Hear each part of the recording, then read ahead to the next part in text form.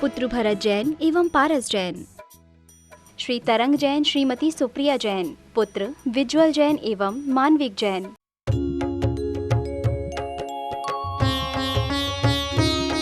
शंका समाधान।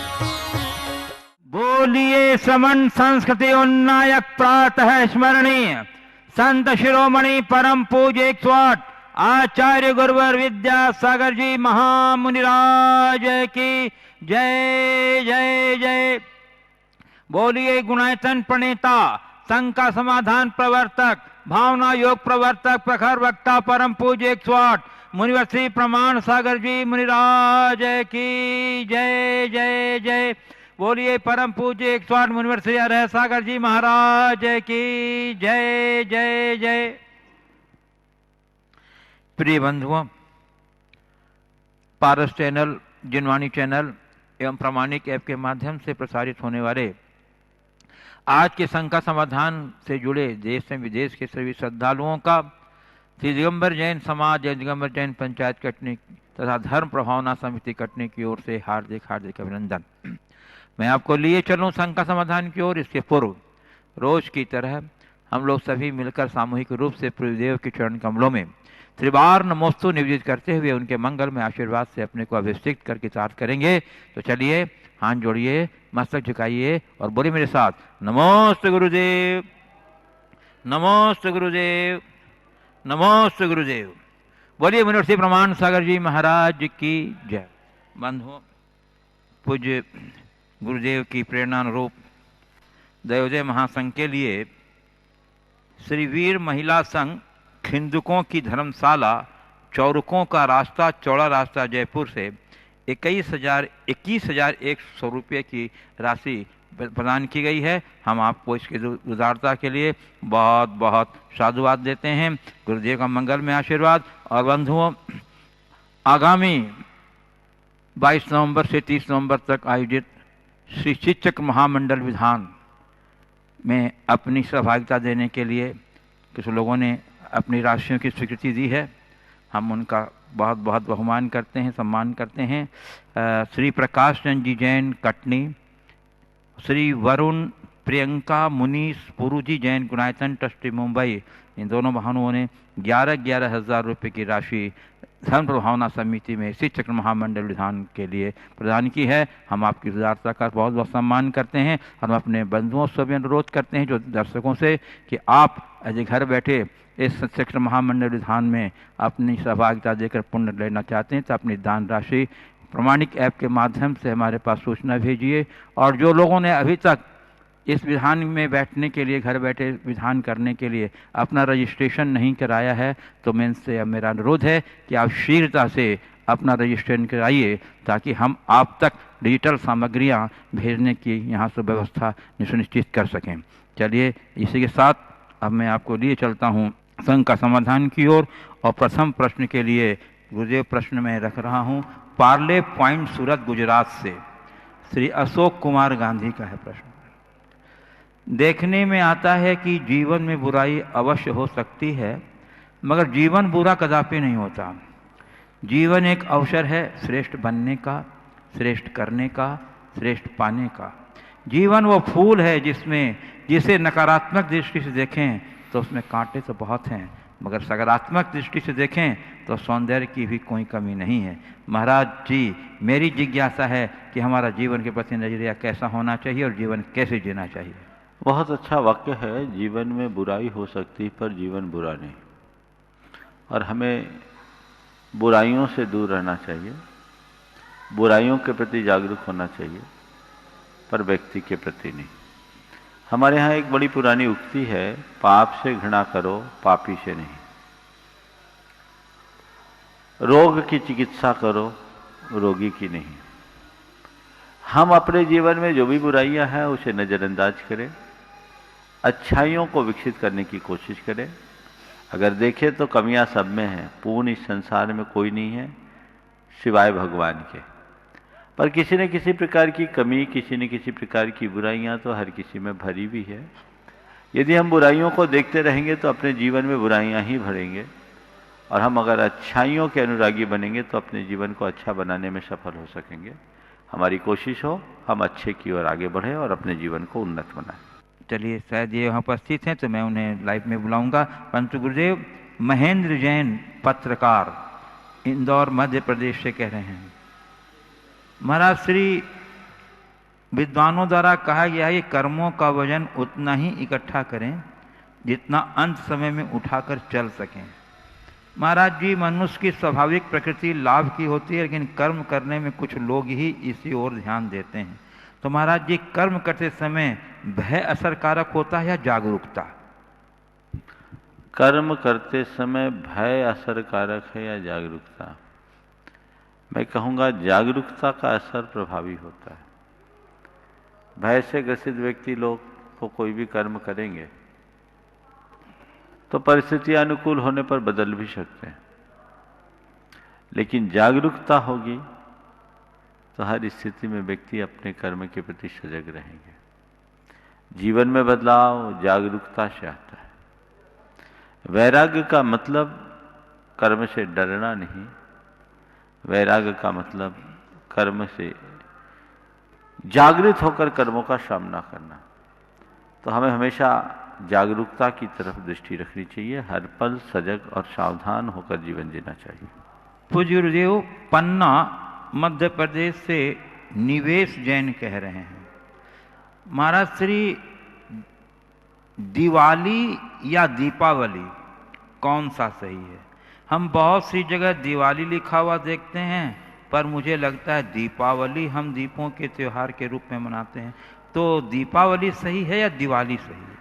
देखिए, दीपावली ही परिवर्तित होकर दिवाली बन गई।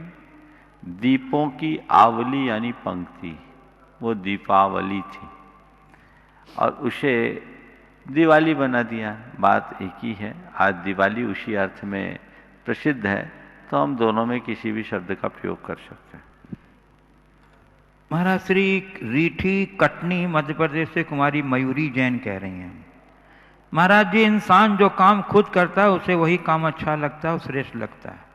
बाकी लोग जो काम करते हैं उन्हें वो खुद से नीचा काम लगता है। महाराज जी, ऐसा क्यों है कि हम जो खुद कर रहे हैं वही श्रेष्ठ, बाकी सारे बेवकूफ़ हैं, करने वाले उनका काम क्या काम नहीं है? तो गुरुदेव, हमें किस प्रकार अपने और दूसरे के कार्य का मूल्यांकन करना चाहिए? जो व्यक्ति अहंकार से ग्रसित होते हैं वे सदैव अपनी शेखी बघारते हैं और केवल अपनी ही बात को अच्छा मानकर उसके महत्व को प्रकट करते हैं। लेकिन जो व्यक्ति विनम्र होते हैं वे गुणग्राही होते हैं, अपने अतिरिक्त अन्यों की बातों को भी स्वीकारते हैं। दो वाक्य है, मेरा सो खरा, और दूसरा वाक्य है, खरा सो मेरा। मेरा सो खरा ये अभिमानी की अभिव्यक्ति है और खरा सो मेरा विनम्र और अनाग्रही की परिणति है। हमारे जीवन में विनम्रता होनी चाहिए और आग्रह भाव से मुक्ति होनी चाहिए।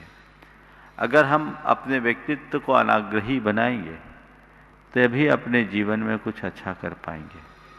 तो हम अपना जीवन अनाग्रही बनाएं, आग्रह मुक्त जीवन बनाएं और इस तरह के नजरिए से बचें। हम सही हो सकते हैं, इसमें कोई संशय नहीं, पर केवल हम ही सही हैं ये बात कतई सही नहीं है। हमारी तरह और भी सही हैं और जो सही है उसे स्वीकार करना चाहिए और जो गलत है उससे परहेज करना चाहिए। जब तक ऐसी व्यापक दृष्टि हमारे अंतरंग में प्रकट नहीं होती तब तक हम जीवन में वांछित परिवर्तन घटित नहीं कर सकते। पूज्य गुरुदेव, आकोला महाराष्ट्र से प्रकाश क्षीर सागर कह रहे हैं, गुरुदेव, मेरी जिज्ञासा यह है कि भगवान बाहुबली को 1 वर्ष तप करने के बाद केवल ज्ञान प्राप्त हुआ और वो मोक्ष चले गए, तो केवल ज्ञान के पश्चात उन्होंने विहार नहीं किया क्या? उपदेश नहीं की दिया क्या? कृपया समाधान। देखिए, केवल ज्ञान के बाद तीर्थंकर तो नियमतः उपदेश देते हैं, कम से कम 8 वर्ष तक तो उनका उपदेश होता ही। तीर्थंकरों के अतिरिक्त अन्य जो केवली भगवान होते हैं उनके लिए ऐसा कोई नियम नहीं है, पर केवल ज्ञान के उपरांत जितनी उनकी आयु शेष रहती है तब तक वे धरती पर विचरण करते हैं और कई केवली भगवंतों का दिव्योपदेश भी हम सबको सुनने को मिलता है। जैसे यशोधर चरित्र में यशोधर मुनि ने केवल ज्ञान के बाद अपना तत्वोपदेश दिया। देशभूषण कुलभूषण मुनिराज ने केवल ज्ञान के उपरांत अपना उपदेश दिया। अन्य भी अनंत वीर केवली से रावण ने उपदेश प्राप्त किया था। पथवान योग में ऐसे अनेक पुराने ग्रंथों में प्रसंग देखने को मिलते हैं। जहाँ तक बाहुबली भगवान का सवाल है, भगवान बाहुबली भी केवल ज्ञान के बाद इस धरती पर विहार किए, पर ऋषभ देव के विहार की चर्चा के कारण उनकी चर्चा का विशेष उल्लेख नहीं आता। लेकिन हरिवंश पुराण के अनुसार बाहुबली केवल ज्ञान के बाद भगवान ऋषभ देव के समो शरण में भी पहुंचे थे, ऐसा विधान मिलता है। गुरुदेव, ईचल करंजी महाराष्ट्र से श्री प्रकाश चंद जी पांड्या कह रहे हैं, महाराज श्री, पत्नी हमें पसंद से मिलती है और माता पिता पुण्य से, परंतु इस कलिकाल में पसंद के सामने पुण्य का प्रभाव कम होता जा रहा है। गुरुदेव, हम ऐसा क्या करें जिससे पुण्य का प्रभाव बढ़े और पसंद की महामारी से हमारी संस्कृति का संरक्षण हो सके? बहुत अच्छी बात है। पत्नी पसंद से मिली है, माँ बाप पुण्य से। जो पुण्य से प्राप्त है उनकी तरफ हमारा रुझान नहीं, और जो पसंद से हमने पाई उसके पीछे लोग पागल हैं। आपने कहा है कि ऐसा हम क्या करें कि पसंद की महामारी से बचा सकें और पुण्य के प्रति हमारा झुकाव हो सके। देखिए, अगर पत्नी आप पसंद करके लाते भी हैं या आपकी पत्नी आपकी पसंद की हो तो मुझे उससे कोई असहमति नहीं है, लेकिन हमें इस बात का सदैव स्मरण रखना चाहिए कि यहाँ तक हम पहुँचे हैं उसके पीछे किसकी भूमिका है। जिन्होंने हमें पाल पोस करके बड़ा किया, खड़ा किया, यदि आज हम उनकी खुली उपेक्षा करते हैं तो ये मान करके चलना भावी समय में हमारी भी उपेक्षा होने ही वाली है। आप अपनी पत्नी को पसंद कीजिए, पत्नी को सम्मान दीजिए, पत्नी की उपेक्षा मत कीजिए, उससे मधुर व्यवहार कीजिए, पत्नी की बन के रहिए, इसमें मुझे कोई आपत्ति नहीं, पर केवल पत्नी की बन के मत रहिए। माँ बाप का भी ख्याल रखिए, ये आपका कर्तव्य है, ये आपकी जवाबदेही है। जो ऐसा नहीं करते वो व्यक्ति कृतघ्न माने जाते हैं, और ऐसी कृतज्ञता घोर नीच कर्म की श्रेणी में आता है। ऐसा मनुष्य अपने भावी दुर्दिन के बीज बो रहा है, ऐसा समझना चाहिए। उनसे बचने के लिए हमें चाहिए कि हम अपने जीवन की दिशा को बदलें। पूज्य गुरुदेव, बिनौली बागपत उत्तर प्रदेश से श्री नितिन जैन कह रहे हैं, महाराज श्री, मेरी जिज्ञासा यह है कि जब भगवान का समोत्सरण आता है तो तिर्यंज गति के जीव भी समोत्सरण में भगवान के दर्शन व उपदेश सुनने के लिए आते हैं, तो महाराज श्री, तिर्यंज गति के जीवों को कैसे पता चलता है कि भगवान का समोत्सरण आया हुआ है? क्या तिर्यंज गति के कई जीव ऐसे भी होते हैं जो केवल समोत्सरण की बाहरी सुंदरता को ही देखने में लग जाते हैं, समोत्सरण तक नहीं पहुंच पाते? कृपया गुरुदेव समाधान कीजिए। देखिए, तीर्थंकरों के विहार काल में पूरा वातावरण ऐसा बन जाता है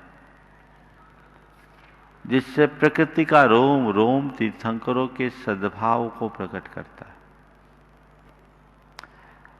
चीजें केवल कहने से ही पता नहीं, चीजों का पता केवल कहने या सुनने से नहीं होता, चीजों का पता हमें वातावरण से भी मिल जाता है। 6 ऋतुओं के फल फूल एक साथ आ जाते हैं, मंद मंद सुगंधित हवा बहने लगती है, धरती दर्पण की तरह स्वच्छ हो जाती है, आकाश मंडल एकदम निर्मल हो जाता है, सुगंधित जल की वर्षा होने लगती है, आकाश मार्ग से देवों का आगमन होने लगता है। तो ये सब देख के तिर्यंच भी क्यों नहीं जानेंगे? और एक बात ध्यान रखना, कई मामलों में तिर्यंचों में यानी पशु पक्षियों में हमसे ज्यादा ग्रहण करने की क्षमता होती है, उनको चीजों का पता हमसे कहीं ज्यादा लग जाता है। आज भी हम जानते हैं तूफान और भूकंप के विषय में उनको पूर्वानुमान पहले लग जाता है। तो इसी तरह उन्हें भी तीर्थंकरों के विचरण के काल में प्रकृति से प्राप्त संकेतों के आधार पर ऐसा आभास हो जाता होगा कि यहाँ श्री भगवान का विहार हो रहा है और यहाँ समोसरण है। और समोसरण में तिर्यंचों का पूरा एक कोठा है जो खचाखच भरा रहता है। हालांकि वे सब सम्यक दृष्टि प्राणी ही जाते हैं वहाँ। हाँ, बहुत सारे तिर्यंच बाहरी हिस्से में ही घूम फिर के चले जाते होंगे, इसमें भी कोई संशय नहीं है। लेकिन जो भव्य जीव होते हैं, जिनकी होनहार अच्छी होती है, जो सम्यक की योग्यता से संपन्न होते हैं, वे भगवान के दर्शन का सौभाग्य प्राप्त करते हैं, अंतिम 8वीं भूमि श्री मंडप भूमि तक प्रवेश करते हैं। पूज्य गुरुदेव, इंदौर मध्य प्रदेश से पद्मावती जैन कह रही हैं, मेरी जिज्ञासा यह है कि मन का विचित्र प्रकार का स्वभाव है, उसके सद्भाव में इतनी दिलचस्पी नहीं है जितने कि अभाव में। जो है उसे नोट करता नहीं है, जो नहीं उसे नोट किए बिना रहता नहीं। ऐसा क्यों महाराज जी, कृपया मेरे समाधान कीजिए। यही मन का स्वभाव है। अगर उपलब्ध में मन संतुष्ट हो जाए तो हमारे जीवन के सुख चैन की कोई कमी ही न रहे। मन हमेशा असद्भाव की ओर भागता है। असद्भाव की ओर भागने वाले मन को जब हम समझा बुझा कर सद्भाव की ओर मोड़ते हैं, तब अपने जीवन में कुछ अच्छा घटित कर सकते हैं। तो हमें अपने अभ्यास के बल पर, अपनी साधना के बल पर मन को मोड़ना चाहिए और उसके अंदर संतोष की वृत्ति को जगाना चाहिए। यदि ऐसी संतोष की वृत्ति हमारे मन में जगती है तो हमारा जीवन बड़ा सहज होता है। पूज्य गुरुदेव, अशोकनगर मध्य प्रदेश से डॉक्टर यशवंत कुमार जैन कह रहे हैं, महाराज श्री, क्लोन किए हुए प्राणी में आत्मा कहाँ से आती है? क्या ओरिजिनल प्राणी की आत्मा बंट जाती है या नई आत्मा आती है? देखिए, क्लोन किए हुए प्राणी में आत्मा अगर आई है तो ऐसा मत समझना कि कोई अनुत्पन्न आत्मा आई है। हमारा जब जन्म होता है तो योनि स्थान में हम पहुंचते हैं, नए शरीर का निर्माण करते हैं। योनि स्थान यानी उत्पत्ति का स्थान, और वो ऐसा एनवायरनमेंट बनाता है जिससे हम अपने शरीर को विकसित कर सकें। सहज जन्म में प्राकृतिक रूप से योनि स्थान बनाया जाता है और योनि स्थान को बना करके हम अपने नए जन्म की प्रक्रिया को पूरी करते हैं। लेकिन जो क्लोन की प्रक्रिया है, उस क्लोनिंग की प्रक्रिया में उसे कृत्रिम तरीके से वैसा वातावरण बनाते हैं और जिसमें वो प्राणी धीरे धीरे विकसित होता है। तो ये बात केवल यही है कि जो बात माँ के पेट में तैयार होती है उसे हमने बाहर तैयार कर दिया विभिन्न माध्यमों से, और वो क्लोन के रूप में बन गया, जो अपने जेनेटिक प्रभावों के माध्यम से किए जाते हैं। तो ये चीज़ें बात एक ही है, केवल तरीका भिन्न है। इसलिए ऐसा सोचना कि उसमें कोई आत्मा अचानक आकर के टपक गई, ऐसी बात नहीं है। ये एक ही जो हमारा शाश्वत सिद्धांत है प्रकृति का, उसी के अनुरूप है। केवल कृत्रिमता और अकृत्रिमता का ही फर्क है। पूज्य गुरुदेव, गढ़ा कोटा जिला सागर मध्य प्रदेश से श्री प्रवीण सिंह गई कह रहे हैं, हे गुरुदेव, श्री शब्द का अर्थ क्या होता है एवं सामाजिक शिष्टाचार हमारे धार्मिक ग्रंथों में पूजा अर्चना में इसका क्या महत्व है, कृपया मानिए। देखिए, श्री शब्द बड़ा गंभीर शब्द है और इसका कई अर्थों में प्रयोग होता है। श्री का मतलब होता है लक्ष्मी, संपदा। श्री केवल ज्ञान का भी प्रतीक है। श्री सम्मान और सत्कार का भी प्रतीक है। तो श्री शब्द केवल ज्ञान, सम्मान और सत्कार का द्योतक है। इसलिए हम जब मांगलिक कार्य करते हैं, भगवान का अभिषेक करते हैं, तो पहले श्री शब्द का उल्लेख करते हैं। श्रीकार वर्ण लिखतम जिन भद्र पीठे, आप लोग बोलते हैं ना, तो ये श्री वहाँ लिखते हैं। लोक में सम्मान के लिए श्री शब्द का प्रयोग होता है और हर व्यक्ति के नाम के आगे अलग अलग प्रकार से श्री के उल्लेख की प्राचीन परंपरा थी। वर्तमान में तो अब श्री ही चला गया। अब तो किसी से बोलो तो सीधे सीधे उसका नाम लगा लिया जाता है, पुकारा जाता है। श्री और श्रीमती तो और कुमार कुमारी या सुश्री का उल्लेख अब तो लगभग न के बराबर लोग करते हैं। लेकिन ये आज का परिवर्तन है, पर हमारी संस्कृति में ये सम्मान का द्योतक था। हर व्यक्ति के लिए अलग अलग मात्रा में श्री का प्रयोग किया जाता था। पंडित जगन मोहन लाल जी ने हमें एक दोहा सुनाया था, श्री लिखिए श्री गुरुन को सट रूप को पुनिचार, दोय मित्र और भृत्य को, पंच पुत्र और नार। कि आप श्री गुरु को अगर श्री लिखते हैं तो 6 बार श्री, रिपु को पुनि 4, शत्रु को 4 बार, दोय मित्र और भृत्य को, अपने मित्र और नौकर चाकर को 2 बार, और श्री लिखिए श्री गुरु को, षड रिपु को पुनि 4, दोय मृत्यु और भृत्य को, पंच पुत्र और नार। पुत्र और पत्नी के लिए 5 बार श्री लिखने की परंपरा थी। मुनियों के लिए 108 बार लिखते हैं, आर्यिकाओं के लिए 105 बार, एलक शुल्लक के लिए 105 बार लिखते हैं। ये हमारी प्राचीन परंपरा थी, जैसे आज लोगों ने भुला दिया और उसी अनुरूप कार्य करते हैं। तो श्री एक सम्मान को द्योतित करने की, प्रकट करने की परंपरा रही और उसका एक सांकेतिक अक्षर रहा। इसे एक मंत्र के रूप में भी जाना जाता है। पूज्य गुरुदेव, जबलपुर मध्य प्रदेश से गुणायतन ट्रस्टी श्री राय सेठ चंद्र कुमार सुनीता जैन कह रहे हैं नमोस्तु पूर्वक कि गुरुदेव, संस्कृत के श्री चक्र महामंडल विधान को लोकप्रिय बनाने में आपका ही हाथ है। आपके पूर्व किसी ने भी इसे वर्तमान में प्रकाश में नहीं लाया। गुरुदेव, मैं यह जानना चाहता हूं कि आपको इसकी प्रेरणा कैसे मिली और इसकी विशिष्ट महत्ता क्या है? देखिए, सिद्ध चक्र विधान की तो हमारे यहाँ बड़ी महिमा है। हम लोग तो बचपन से ही सुनते आए, श्री सिद्ध चक्र का पाठ करो दिन 8 60 से प्राणी, फल पायो मैं ना रानी। ये मेरे ख्याल से बच्चे बच्चे को याद है, हमने भी बचपन में ये देखा है। और पुराने ज़माने में तो मैना सुंदरी का नाटक भी हुआ करता था, श्रीपाल मैना सुंदरी का।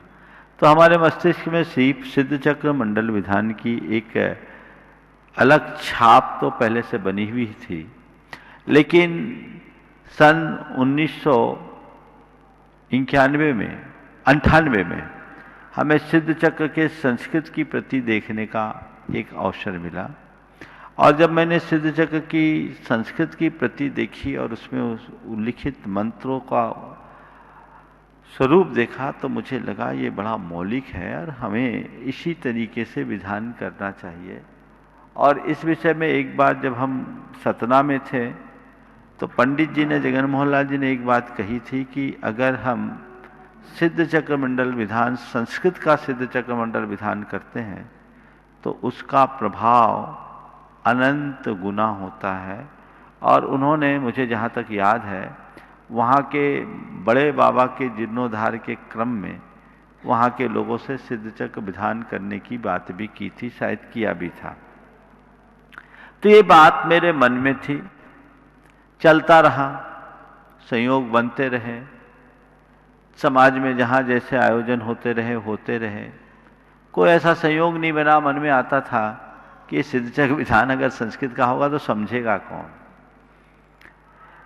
लेकिन सन 2009 में जब हम सम्मेत शिखर जी में थे तो एक बार मेरे मन में आया कि ये सिद्ध चक्र विधान कराना ही चाहिए। और वहाँ कार्तिक की अष्टानिका में सीमित लोगों के मध्य सिद्ध चक्र विधान का आयोजन किया, जिसमें महाराज लोग भी थे, छोटे रूप में कुछ लोग थे। और उसमें पूरे मंत्रों का उच्चारण हम लोगों ने किया। लोगों को बड़ा आनंद आया। हालांकि उसमें जितने लोग थे सब स्वाध्यायशील या विशेष व्रती लोग थे। हाँ, ब्रह्मचारी लोग भी थे। हाँ, रतनलाल जी बेनाड़ा भी थे। तो ये विधान बड़ा अच्छा लगा। उसके बाद सम्मेत शिखर जी में 2-3 बार और कराया, बड़ा अच्छा लगा। इधर आपके यहाँ के प्रेमी परिवार को बड़ी परेशानी रहती थी। उन्होंने मुझसे कहा कि महाराज जी, साल में एक दो दुर्घटनाएं परिवार में पिछले कई सालों से होते आ रही, हम लोग बहुत परेशान हैं, कैसा अशुभ कर्म का उदय। मैंने उनसे कहा कि एक काम करो, तुम संस्कृत का सिद्ध चक्र विधान पूरे परिवार के साथ एक बार कर लो। इन लोगों ने हमारी बात को स्वीकार किया और पूरा परिवार, जन बच्चों समेत सम्मेत शिखर आकर एक परिवार का विधान हुआ। और उस दिन का दिन है, मेरे ख्याल से सन 2010 की बात है, 14 की बात है। तो हाँ, तो जो भी 14-15 है, तब से अब तक ये लोग बहुत ही व्यवस्थित हैं, उसके बाद इनको कोई दिक्कत नहीं है। इससे पूर्व भी सम्मेद शिखर जी में 2009 के बाद लगभग हर वर्ष संस्कृत का सिद्ध चक्र विधान हुआ और लोगों को बहुत अच्छा लगा, हमें भी विशुद्धि बढ़ी। ये चलता आ रहा था और इसके बाद पहले एक मंडल का ही विधान होता था और उस समय सिद्ध चक्र में शुरुआत में तो जैसे हर जगह मांडना मानते वैसे ही होता है।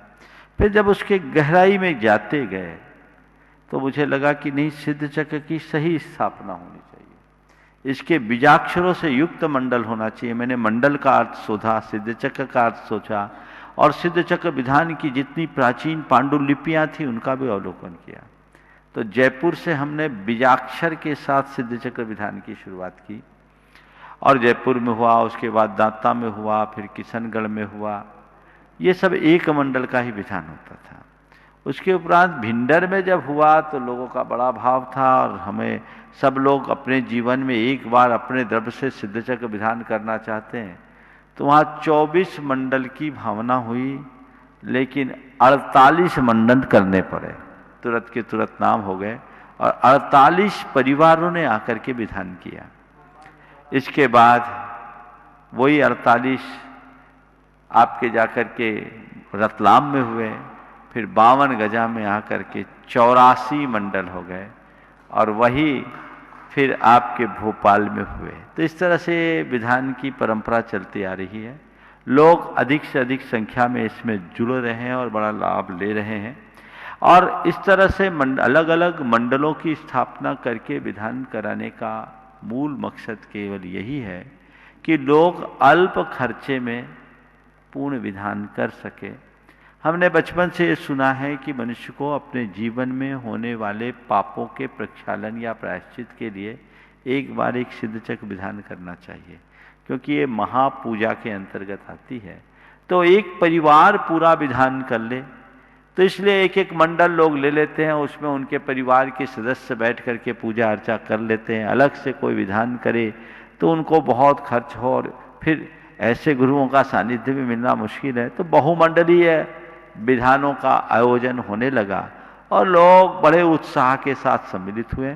मेरा खुद का अनुभव इस विधान का बड़ा अच्छा है। जब भी इस विधान का प्रसंग आता है कोई थकान नहीं आती, हमारी विशुद्धि भी बहुत बढ़ती है और मन में एक अलग प्रकार की उमंग और उत्साह प्रकट होता है।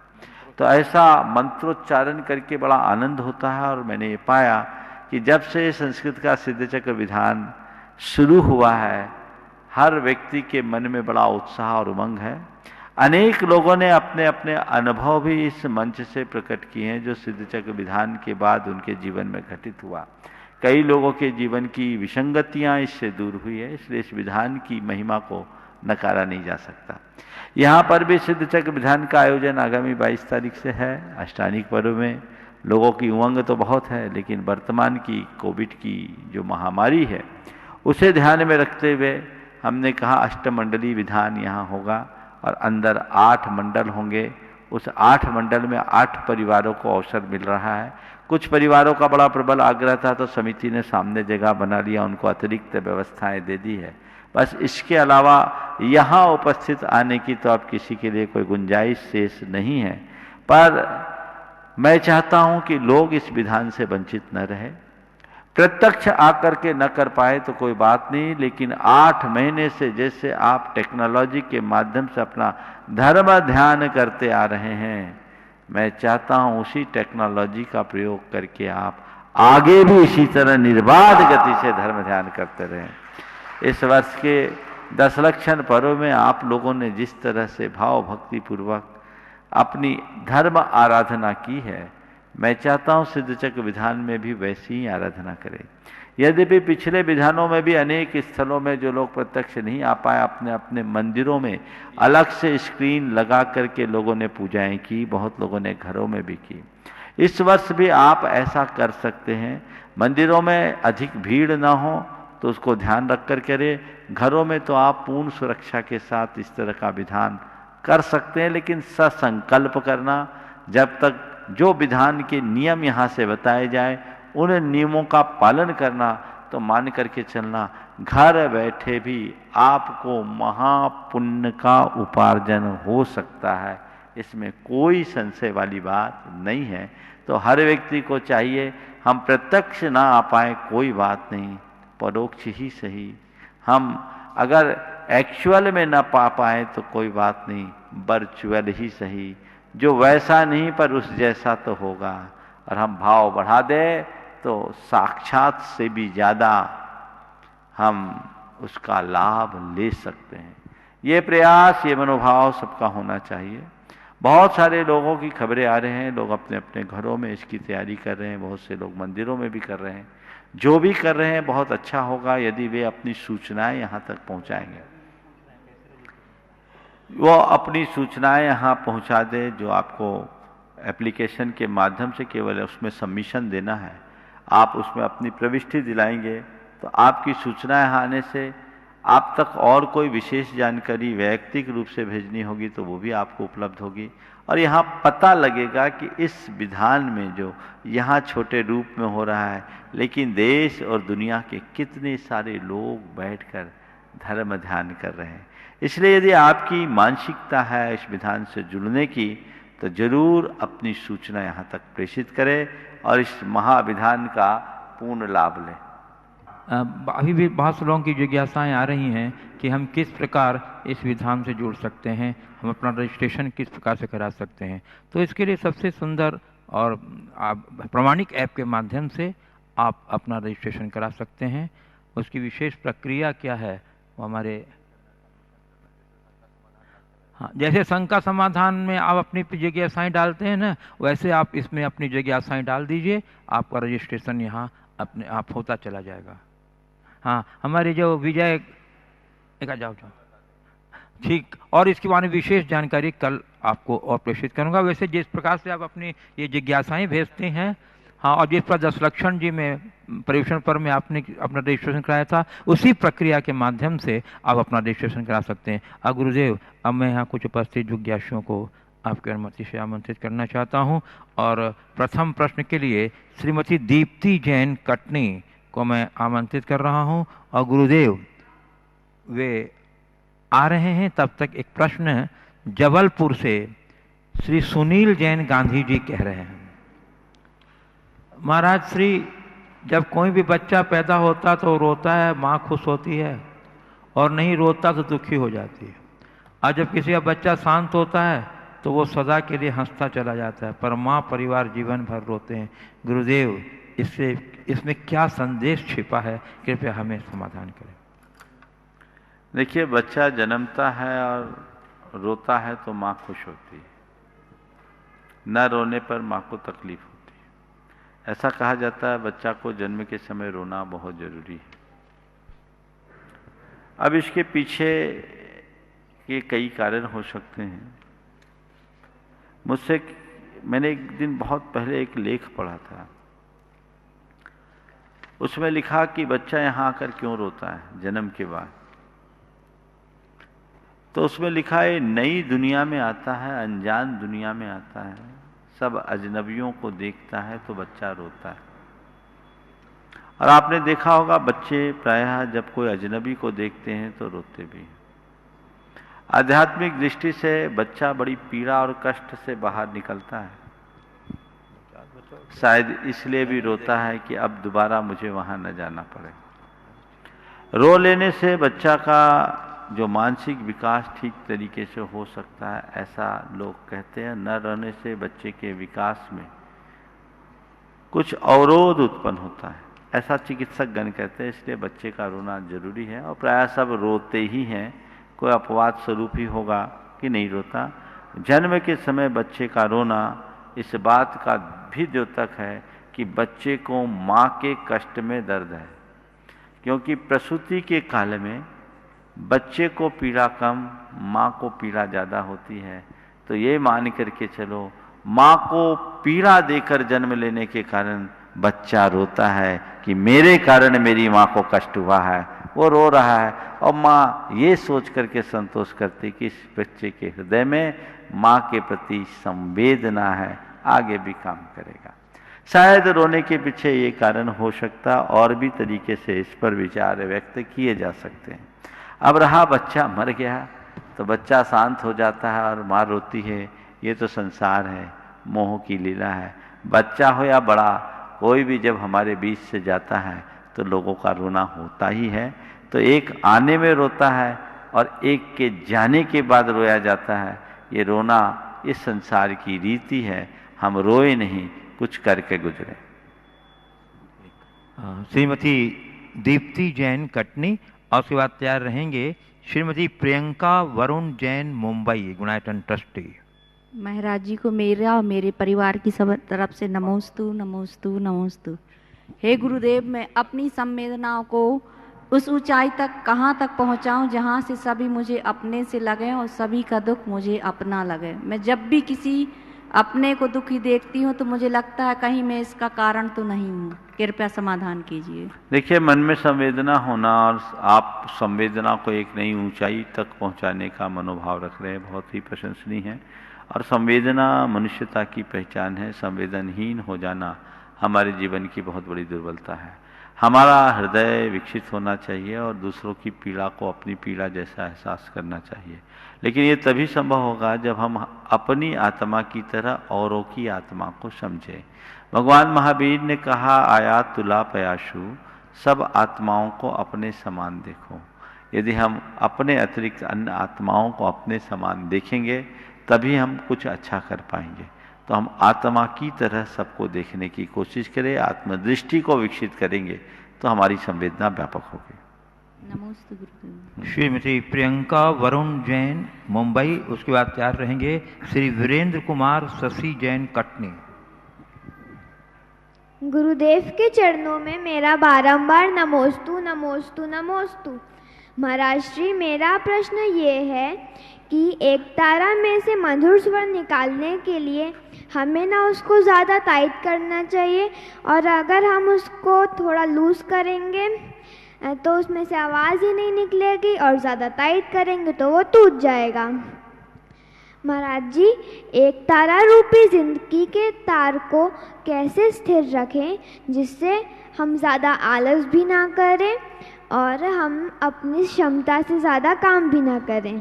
बहुत अच्छा सवाल किया है। एक तारा के तार की तरह अपने जीवन को हम कैसे जिए जिससे कि हम में न आलस आए और न ही हम अपनी क्षमता का उल्लंघन करें। देखो, जब एक तारा को कोई के तार को कसते हैं ना तो बीच बीच में टच करके देखते रहते हैं। लूज दिखता है तो टाइट करते हैं, और टाइट होने के बाद जब उंगलियां चलाते हैं आवाज़ स्पष्ट होने लगती है तो बस उतने ही में कस के रख जाते हैं। अपने जीवन के प्रति हमेशा जागरूक रहो, अपनी क्षमताओं का आकलन करो, अपने अंदर झांक कर हमेशा देखते रहो कि आखिर मैं क्या हूँ, कितना हूँ, कैसा हूँ। अपने भीतर झांको और ये देखो कि मैं अपनी क्षमताओं के अनुरूप पूरा काम कर रहा हूँ या नहीं। यदि ऐसा लगता है कि मैं अपनी क्षमताओं से कुछ नीचे कर रहा हूँ तो आप अपने काम को बढ़ाने की कोशिश करो, और ऐसा लगता है कि नहीं ये मेरे लिए अतिरिक्त बोझ और थकान हो रही है तो अपने काम को थोड़ा ढीला कर दो। ये व्यक्ति अपनी आत्म समीक्षा के बल पर ही कर सकता है कि कितना ढील देना है और कितना खींचना है। गुरुदेव, प्रश्न तो कुछ और था पर अभी परिस्थिति के हिसाब से थोड़ा बदल दिया हमने। हम ये पूछना चाह रहे थे कि जब हम आपके पास आते हैं तो बहुत उत्साह, लगन और बहुत उमंग होती है कि हाँ गुरुदेव के दर्शन करने जा रहे हैं, और जब जाने की बारी आती है, एक आध दिन बचता है तो ऐसा लगता है कि अरे कुछ छूट सा रहा है। तो मतलब इसे, और जब हम आते हैं तो इतना उत्साह उमंग होता है, कभी इतने खुश होते हैं कि अपने आप से बात करने लग जाते हैं कि जैसे हाँ गुरुदेव हैं हमारे समक्ष, और जब चले जाते हैं उदासी होती है तब भी आपसे ही कहते हैं कि गुरुदेव थोड़ी हमारी चार्ज कर दीजिए बैटरी, मतलब अपना आशीर्वाद बना के रखिए, हम नेक्स्ट टाइम आएंगे जब तक बना रहे।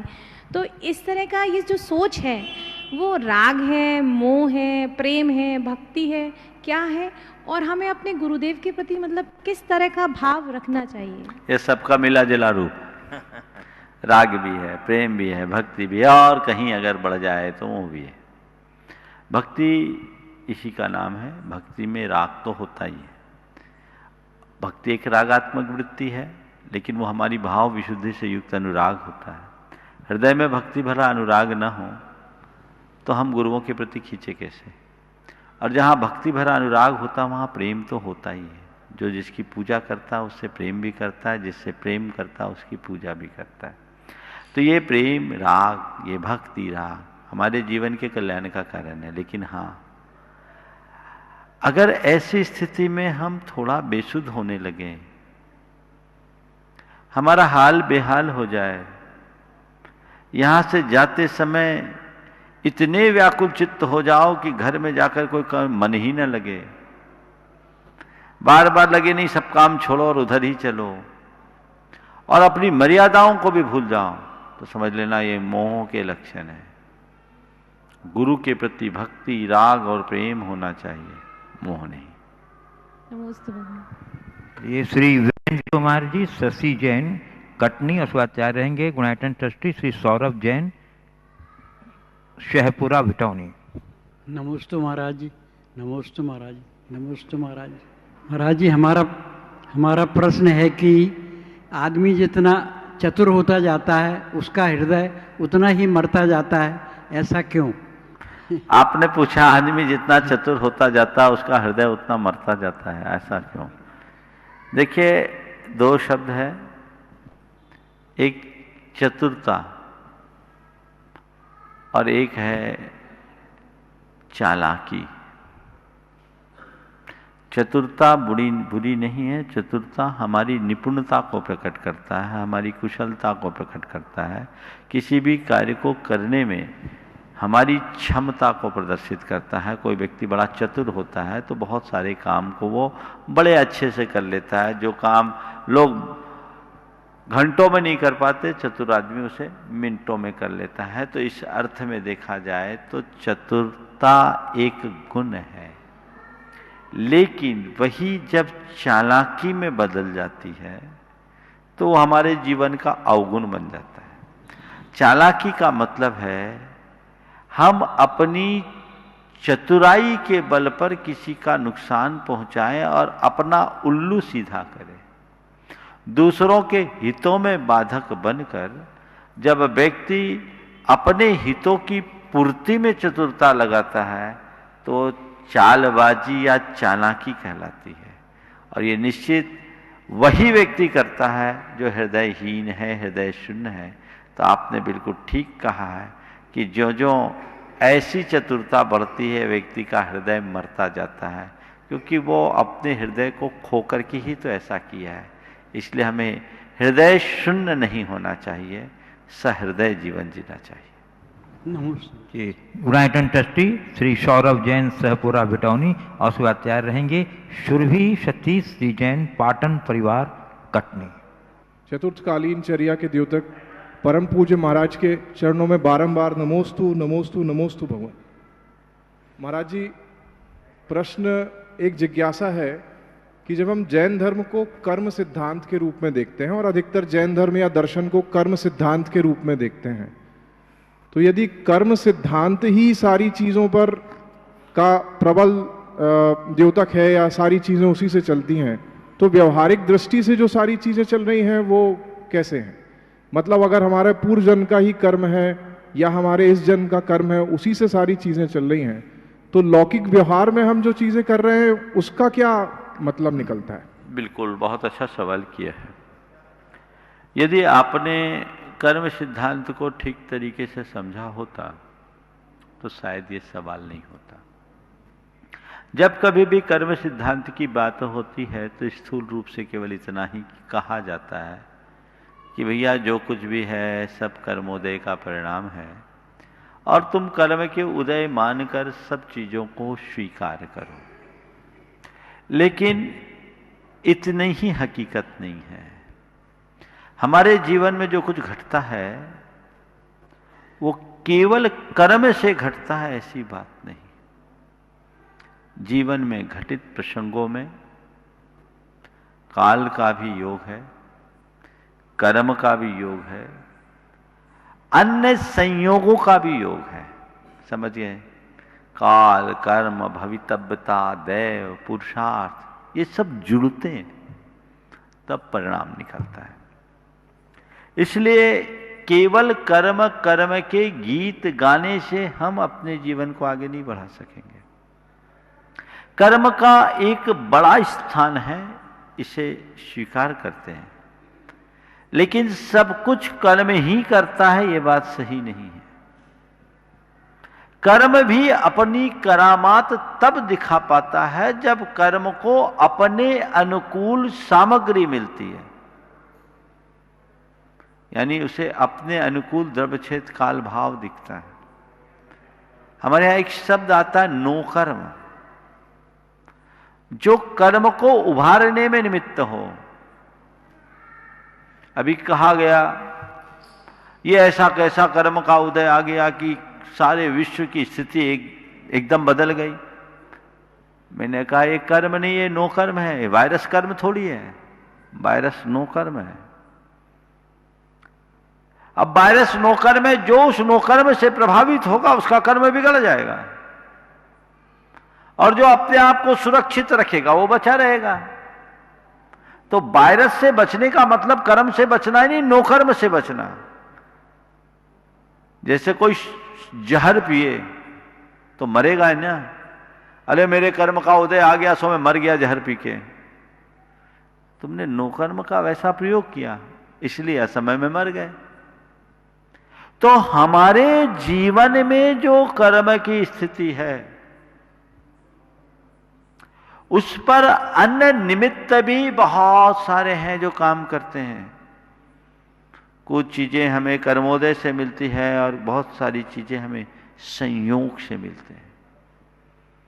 यदि हमारी चेतना जागृत है तो अपने जीवन में घटित संयोगों को, चाहे वो कर्मजन्य हो या अन्य निमित्त जन्य,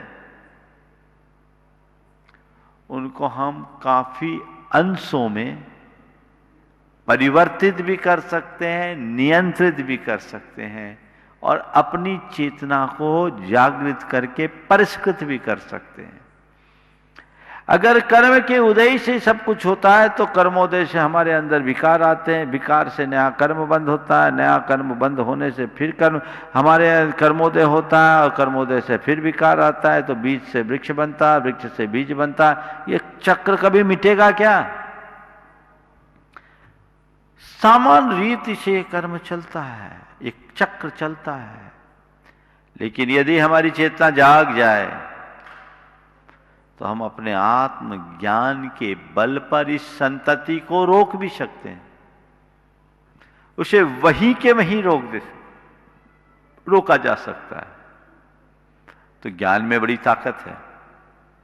हमारा धर्म, हमारी साधना हमें यही बताती है। इसलिए हर पल पुरुषार्थी बनो, उद्यमशील बनो। जब तक हमारे पास अवसर और अनुकूलता है, अपने लक्ष्य के लिए अपना सर्वोत्कृष्ट दो।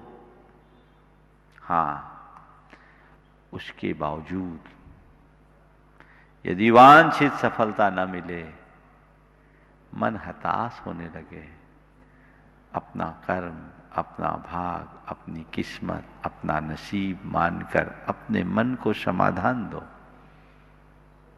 संतोष करके जियो, और ये सोचो कि जो मेरे कर्म में होगा सो होगा। आंख मूंद के गाड़ी चलाओ, कहो कर्मोदय में एक्सीडेंट होना होगा तो हो जाएगा, तो उसको क्या कहेंगे हम? हाँ, सतर्कता से गाड़ी चलाओ, सावधानी से गाड़ी चलाओ। हो सकता है उसके बाद भी दुर्घटना घट जाए, वहां कर्म है। समझ गए? तो लकीर के फकीर नहीं बनना है। ठीक है? सुरभि सतीश जैन पाटन परिवार कटनी, उसका तैयार रहेंगी सुची जैन जबलपुर। द्वय मुनि राजों जी के चरणों में त्रिवार नमोस्तु। मुनिषी जी, मेरा ये क्वेश्चन एक शहडोल से कुमारी साची जैन का है। उन्होंने पूछा है कि महाराज जी, हमारे पापा को एक केस में फंसा दिया गया है और वो 5 महीने से घर नहीं आ पाए हैं, तो उनके किस कर्म का उदय है? जबकि वो अपने समय में उन्होंने बहुत दान धर्म भी किया है और उनके बड़े पापा भगवान के माता पिता भी बन चुके हैं। तो वो देखो ऐसा है, कई लोगों के साथ ऐसा होता है जो निरपराध होने के बाद भी किसी न किसी चक्रव्यूह में फंस जाते हैं। उनके प्रति कोई कुचक्र या षड्यंत्र होता है, उस प्रकार से भी उन्हें फंसा दिया जाता है। आपने कहा है कि वर्तमान में उनका ऐसा कुछ रिकॉर्ड नहीं रहा, जीवन में ऐसा कुछ नहीं किया, लेकिन कर्म तो अपना ही है। वर्तमान के अतिरिक्त भी तो कर्म का चक्र चलता है, कोई ना कोई कर्म होगा। बिना कर्म के ऐसी घटनाएं नहीं घटती। तो ऐसे समय में उनको समझा रखनी चाहिए और अपनी दृष्टि को इतनी सकारात्मक बनाना चाहिए कि अपनी इस जेल यात्रा को भी तपस्या बना दें। मेरे संपर्क में एक व्यक्ति जो ऐसे ही फर्जी केस में फंस गया, उसे फंसा दिया गया, उसका कोई अपराध नहीं था, जेल जाना पड़ा। वो व्यक्ति 3 साल तक जेल में रहा और जब जेल से निकल करके आया, मुझसे मिला, बोला महाराज मेरा कुछ किया हुआ तो नहीं था, फिर भी मुझे जाना पड़ा। पर बड़ा पॉजिटिव व्यक्ति, उसने कहा महाराज जी 3 साल तक मैंने जेल में सजा नहीं काटी, कर्म काटा है, तपस्या किया है, खूब अपना जितना बन सका रोज भक्तामर का पाठ करता, रोज नमोकार की जाप करता। बोला महाराज जी एक एक दिन में 30-30 माला फेरी, कई बार तो ऐसा हुआ कि 48 बार केवल भक्तामर का पाठ किया। मैंने नमोकार मंत्र और भक्तामर में ही अपना समय रमाया जितना समय मुझे मिला। और महाराज जी मैं यही मानता हूँ जिस दिन मेरे कर्म कटे, बाद में सारी चीज़ें स्पष्ट हो गई, वो व्यक्ति वाइज्जत बरी हो गया। उसके ऊपर कुछ अभियोग था नहीं, उसे जानबूझ करके फंसाया गया था। तो ये एक सोच होती है कि अब जब भीतर चले गए हैं, बाहर निकलने की संभावना नहीं है, तो ऐसी घड़ी में अपने मन को खराब करने की अपेक्षा इस घटना को स्वीकार करके अपने मन को सकारात्मक दिशा देते हुए जीवन को आगे बढ़ाना चाहिए। नमोस्तु गुरुवर। सुची जैन जबलपुर, और उसके बाद मैं पूज्य गुरुदेव। हाँ महाराज जी कह रहे हैं उसमें ऐसी घड़ी में क्षमता कैसे रखनी चाहिए, औरों पर आरोप प्रत्यारोप की भावना से मुक्त होकर बस इसे अपना कर्मोदय मान करके स्वीकार कर लेना चाहिए कि मेरे नसीब में ऐसा है। अब जैसे भी समय कटेगा, कानून अपना काम करेगा, वकील अपना काम करेंगे, मैं यहाँ व्याकुल चित्त होकर के कुछ नहीं कर सकता। जितना बने अपने आप को शुभ में रमा के आगे बढ़े। हाँ। और सुची जैन के बाद परम पूज्य गुरुवर श्री अरहर सागर जी महाराज के चरण कमलों में प्रार्थना निवेदन अपने उपयोगी प्रश्न के लिए। नमोस्तु गुरुदेव। गुरुदेव मेरी जिज्ञासा है कि हम अपने बच्चों को कैसे संस्कारवान बनाएं और हम खुद कैसा आचरण करें कि वो आगे चल के महाव्रतों का पालन कर सकें। बहुत सुंदर। बच्चों को संस्कारवान कैसे बनाएं, मैंने पहले भी इस पर कई बार प्रकाश डाला है। संक्षेप में मैं इतना ही कहूँगा, मुझे बहुत अच्छा लग रहा है देख कर के आप, मुझे लगता है अभी माँ बनी हो और अपने बच्चे को लेकर के आपके मन में है कि बच्चे को ऐसा कैसा संस्कार दें कि वो महाव्रत धारण कर सके। बहुत अच्छा है, यही सोचो कि मैं महाव्रत धारण नहीं कर पाई तो मेरा बच्चा तो महाव्रत है। बच्चे को लोरियों में शुद्ध आत्मा के गीत सुनाओ। शुद्धोसी बुद्धोसी निरंजनोसी संसार माया विनर्गतोसी की उक्ति को बार बार दोहराओ। उसको आप जब भी कुछ कहें तो साथ साथ उसे तत्व ज्ञान का बोध कराते चले। तो ऐसा करने से बच्चे में उसके संस्कार आज से पड़ेंगे, आगे बढ़ करके वो बहुत ही अच्छा जीवन जी सकता है। आगे चल करके जैसे जैसे बच्चा बड़ा हो तो उसको आप जैसा बनाना चाहते हैं, सबसे पहले आप उसके लिए वैसा वातावरण दें। अपने घर में एक आदर्श वातावरण बनाएं जिससे बच्चे वो आदर्श आत्मसात कर सके। आप बच्चों से जो चाहते हैं उसे अपने जीवन में घटित करने की कोशिश करें। दूसरी बात, बच्चों के लिए खुद एक आदर्श उदाहरण बने। बच्चों के लिए अगर पूछा जाए कि तुम्हारे जीवन में तुम्हारा सबसे बड़ा हीरो कौन है, तो वो बच्चा कहे मेरे माँ या मेरे पिता है, मैं उनको सबसे ज़्यादा मानता हूँ। ये अपने आप को इस रूप से उपस्थित करे। तीसरी बात है कि आप अपने बच्चों की भावनाओं का भी ख्याल रखें। चौथी बात है कि बच्चों पर आज़ादी युक्त अंकुश रखें, यानी न तो इनको आज़ादी इतना अंकुश रखे कि बच्चे एकदम नियंत्रण में जकड़ा महसूस करें, और न ही इतना आज़ाद कर दें कि वो निरंकुश हो जाए। जैसे कहीं पेड़ लगाते हैं तो उसके चारों तरफ ट्री गार्ड लगाते हैं, पर ट्री गार्ड पेड़ से एकदम सटाकर नहीं लगाए जाते हैं, उसको इतनी दूरी पर लगाया जाता है कि पेड़ हिलडुल सके ताकि उसका विकास हो। तो एक सीमा के भीतर बच्चों को आज़ादी दी जाए और उनके भीतर संस्कारों को गढ़ने की प्रक्रिया प्रारंभ से कर दें, और वो ही संस्कार जो आपके जीवन से उन्हें मिलेंगे वे उनके जीवन की बेहतरी के आधार बनेंगे। इससे बच्चों का भविष्य अच्छा होगा। चलिए परम पूज्य मुनिवर श्री हर सागर जी महाराज के चरण कमलों में प्रार्थना। नमोस्तु महाराज श्री। गाली है ऐसा कहते हैं, वैसे आपने प्रवचन में कहा था उसी को बनाया है। कुछ लोग हैं जो दूसरों की कहानी को गढ़ते हैं, लिखते हैं। कुछ लोग हैं जो दूसरों की कहानी को गढ़ते हैं और कुछ लोग हैं जो दूसरों की कहानी को पढ़ते हैं। तो महाराज श्री इन दोनों में श्रेष्ठ कौन है? जो अपने जीवन में कुछ अनुसरण कर रहा है वो, या जो दूसरों के जीवन को गढ़ रहा है वो? कृपया मार्गदर्शन करें। जो कहानी दूसरों की कहानी गढ़ रहा है वो, या दूसरों की कहानी पढ़ रहा है वो, मेरी दृष्टि में दोनों पीछे हैं। सच्चे अर्थों में उसका ही जीवन ऊंचा है जो स्वयं अपने जीवन की कहानी गढ़ रहा है। बहुत सुंदर। इस तरीके से जीवन जियो कि तुम्हारा जीवन अपने आप में एक कहानी बन जाए और लोग तुम्हारा अनुसरण करने के लिए लालायित हो उठे, तुमसे प्रेरणा पाए, तुम्हारे जीवन का एक एक पल उनके जीवन की प्रेरणा का आधार बने, वो तुम्हारे जीवन का आदर्श बने और अपने जीवन को आगे बढ़ा सके। इस प्रकार आज के सत्य को परम पूज्य गुरुदेव के चरणों में नमन अर्पित करते हुए यहीं पर विराम। बोलिए परम पूज्य आचार्य गुरुवर, बोलिए परम पूज्य 108 मुनिवर श्री प्रमाण सागर जी महाराज की जय।